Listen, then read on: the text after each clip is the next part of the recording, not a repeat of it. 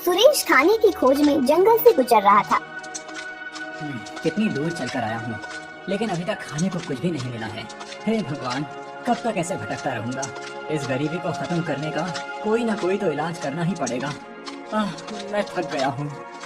सुरेश ऐसे बात करते हुए जा रहा था कि तभी उसकी नजर एक पेड़ के टहनी पर गई। उस टहनी पर एक सुनहरे रंग का पंछी बैठा था। उसका शरीर चमक रहा था। अरे वाह, कितना सुंदर पंछी है, कितना चमक रहा है ये कहीं सोने का तो नहीं? वाह वाह भगवान, अभी अभी मैंने आपसे कुछ मांगा और आपने मेरी इच्छा पूरी कर दी। अगर मैं इस पंछी को पकड़कर बेच दूं तो मुझे कितने पैसे मिलेंगे? चलो अभी इसे पकड़ लेता हूँ। सुरेश ने उस पंछी को पकड़ लिया। छोड़ दो मुझे छोड़ दो, मुझे अपने ग्रह पर लौटना है। अरे ये पंछी तो बोलता भी है। वाह वाह, मेरे तो भाग ही खुल गए। वाह, अब तो इस पंछी को मैं एक बार में नहीं बेचूंगा, रोज इसका एक एक पर निकाल कर बेचूंगा। सोने का भाव तो वैसे भी बढ़ता रहता है, अभी बेच दूं तो आगे जाकर घाटा ना हो जाए। नहीं, मैं बिकाऊ नहीं हूँ, मुझे छोड़ दो, मुझे अपने घर जाना है। सुरेश पंछी को ले जाने लगा। पंछी जोर जोर से चिल्ला रहा था।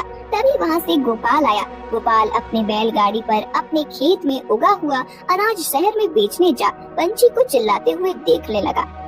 अरे ये क्या, तू इस पंछी को पकड़कर कहाँ ले जा रहा है? तुमसे मतलब, ये मेरा पंछी है, मैं इसके साथ कुछ भी करूँ? लेकिन ये पंछी तो तुम्हारे हाथ में बहुत चिल्ला रहा है।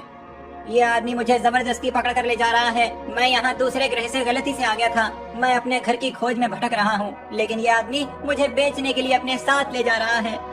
नहीं, मैं तुम्हें ऐसा नहीं करने दूंगा। तुम्हें इसे बेचने की क्या जरूरत है? मैं बहुत गरीब हूँ, खाने के लाले पड़े हैं। अगर मैं इसे बेच देता हूँ तो मुझे बहुत सारे पैसे मिलेंगे।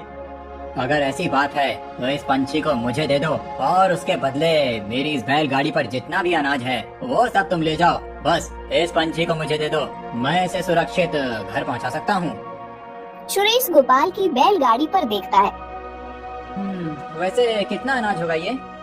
तुम एक महीने तक आराम से खा सकते हो, इतना अनाज है ये। सुरेश ने सोचकर हाँ कर दी और सुनहरे पंछी को गोपाल को दे दिया। गोपाल पंछी को अपने साथ घर ले जाने लगा। तुम चिंता मत करो, मैं तुम्हारी मदद करूंगा। उस दिन से गोपाल रोज अपने खेत में जाते हुए पंछी को अपने साथ ले जाता। एक दिन जमींदार का बेटा गुलाब कुमार खेत से गुजर रहा था। तब उसने उस सुनहरे पंछी को देखा और अरे ये कौन सा पंछी है तुम्हारे पास? कहाँ से मिला तुम्हें? सरकार, ये जंगल के पास मिला। एक आदमी उसे पकड़कर बेचने के लिए जा रहा था। इसे अपने घर लौटना है, मैं इसकी मदद करने के लिए मेरे साथ लाया हूँ। अच्छा, तो अब इसे मुझे दे दो, मैं इसकी मदद करूँगा। लेकिन सरकार, लेकिन कुछ नहीं। तुम जो ये खेत से कमाते हो उसके लिए तुम्हारी मदद तो मेरे जमींदार पिताजी ही करते हैं ना। अगर वो तुम्हें जरूरत के वक्त कर्जा ना दें तो तुम कुछ नहीं कर पाओगे। इस पंछी को मैं ले जा रहा हूँ। गुलाब कुमार अपना रोब दिखाकर सुनहरे पंछी को ले गया। उसने अपनी हवेली में आकर अपनी बहन सावनी को वो पंछी भेंट में दिया। सावनी, ये लो, मेरी तरफ से तुम्हारे लिए एक सुंदर सी भेंट। अरे भैया, ये तो बहुत सुंदर है। ये कहाँ मिला आपको? वो सब छोड़ दो, तुम्हें अच्छा लगा यही बहुत है। सावनी अब रोज उस पंछी के साथ खेलने लगी। पंछी भी सावनी से बहुत बातें करता था। पंछी अब सावनी के साथ घुल मिल गया था। एक दिन सावनी अपने दोस्तों के साथ खेलते खेलते बहुत दूर आ गई। तभी एक दीवार के पीछे से उसे घुंघरू की बहुत मधुर आवाज आई। सावनी उस दीवार के पीछे देखने की कोशिश करने लगी। तभी अचानक वो उस दीवार के अंदर समा गई। पंछी ये सब देखकर उड़ते हुए गुलाब कुमार के पास आया। गुलाब कुमार, सावनी को उस दीवार ने निगल लिया। ये क्या बोल रहे हो तुम? दीवार कैसे किसी को निगल सकती है? मैं सच कह रहा हूँ। गुलाब कुमार ने पंछी की बात पर ज्यादा ध्यान नहीं दिया। बहुत देर हो गई, फिर भी सावनी लौटी नहीं थी। अब गुलाब कुमार को उसकी चिंता होने लगी। उनके पिताजी जमींदार महेंद्र प्रताप किसी काम से गांव से बाहर गए थे।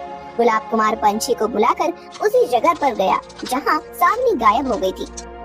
इसी दीवार में सावनी समा गई थी। अच्छा, मैं देखता हूँ। गुलाब कुमार उस दीवार के पीछे झांक कर देखने लगा। उसी समय वो भी उस दीवार में समा गया। उस रहस्यमयी दीवार को देखकर पंछी भी डर गया था। अगले दिन महेंद्र प्रताप लौट आया। पंछी ने उसे उसके दोनों बच्चों के बारे में बताया। पंछी के साथ महेंद्र प्रताप पास आया।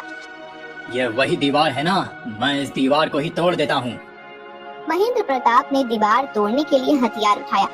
तभी दीवार से आवाज आई, मुझे मत तोड़ना, मैं एक रहस्यमय दीवार हूँ। मुझे जानबूझकर एक शैतान ने बनाया है। तुम अगर उस शैतान को हराने में कामयाब हो गए तो मैं अपने आप ही गायब हो जाऊंगी।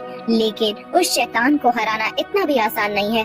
पहले तुम्हें उसके चमत्कारी कौवे को मारना होगा। उसके बाद तुम्हें एक गुफा में एक तपस्वी मिलेंगे और फिर शैतान। तुम्हें कैसे भी करके उससे बचना होगा, उसे परास्त करना होगा। महेंद्र प्रताप अपने बच्चों के लिए कोई भी खतरा मोल लेने को तैयार था। वो दीवार के अंदर चला गया। जैसे ही वो अंदर गया, एक बहुत बड़ा कौवा काव काव करके उसके पास आया। महेंद्र प्रताप ने अपने पास के चाकू से उसके पर काट दिए। कौवा जख्मी होकर नीचे गिर गया। फिर महेंद्र प्रताप उस गुफा के अंदर चला गया जहाँ तपस्वी जी को बांध कर रखा था। तपस्वी जी, आपकी ऐसी हालत। क्या बताऊं पुत्र, मैं ये एक दुर्लभ जड़ी बूटी लेने आया था। वो जड़ी बूटी बहुत दुर्लभ है, 100 साल में उगती है। उस जड़ी बूटी का इस्तेमाल करके आयु बढ़ाई जा सकती है। मैं ऋषियों के लिए उस जड़ी बूटी को ले जाने वाला था, लेकिन उस शैतान को इस बारे में पता चल गया और उसने मुझे यहाँ कैद कर लिया। तपस्वी जी, उस शैतान ने मेरे बच्चों को भी यहाँ कैद कर लिया है। मैं उन्हें छुड़ाने आया हूँ। पुत्र, तुम्हारे बच्चों को भी उसने वो जड़ी बूटी लाने के लिए ही कैद किया है। गुफा के बाहर एक तहखाना है। उस तहखाने में वो दिव्य जड़ी बूटी है, लेकिन वहाँ जाने का रास्ता आसान नहीं है। और अगर उस शैतान ने तुम्हें पकड़ लिया तो वो तुम्हें मार डालेगा। फिर क्या करूँ? वहाँ एक पोटली रखी है, उसमें एक भस्म है। जब भी तुम्हें ऐसा लगे कि तुम मुश्किल में हो, इस भस्म को अपनी मुट्ठी में पकड़कर अपनी इच्छा मन में कहो। जो भी तुम कहोगे वो पूरा हो जाएगा। महेंद्र प्रताप ने उस भस्म की पोटली को उठाया और तहखाने के पास पहुंचा। उसने देखा कि उसके दोनों बच्चे वहां बेहोश पड़े हुए हैं।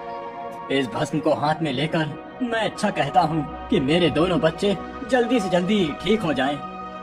महेंद्र प्रताप ने ऐसा कहकर उस भस्म को अपने बच्चों पर छिड़का।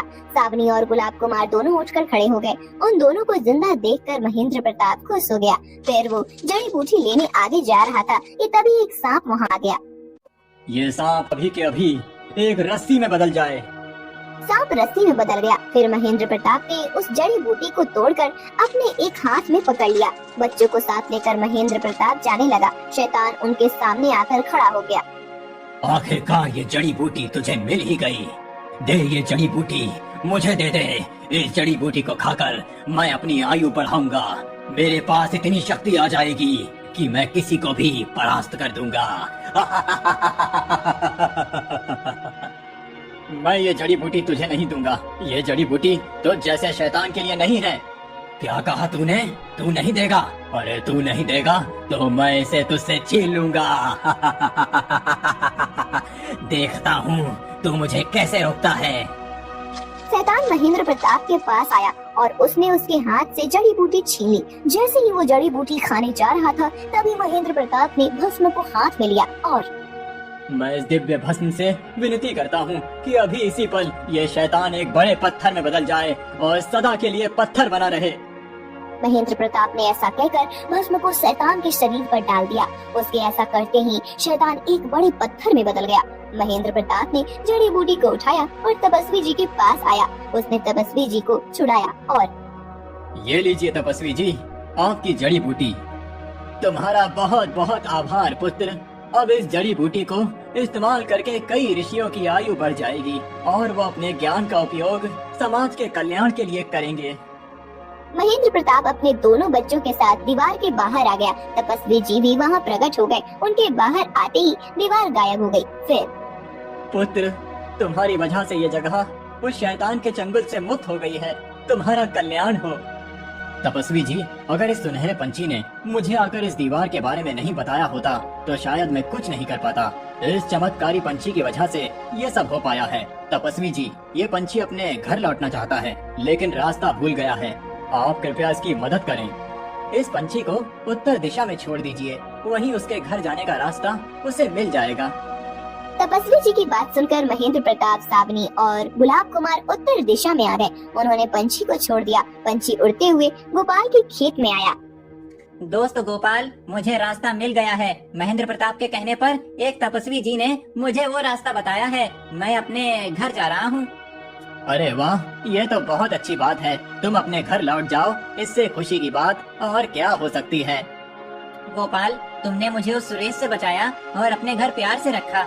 ये लो, मेरे कुछ सुनहरे पंख हैं, तुम इन्हें अपने पास रखो। इसकी दिव्यता से तुम्हारे घर में कभी किसी चीज की कमी नहीं होगी। पंछी अपने कुछ पंख गोपाल को देकर उत्तर दिशा की ओर उड़ते हुए चला जाता है। गोपाल उसे आसमान में देखता रहता है। उस दिन से गोपाल का घर हमेशा धन धान्य से भरा रहने लगता है।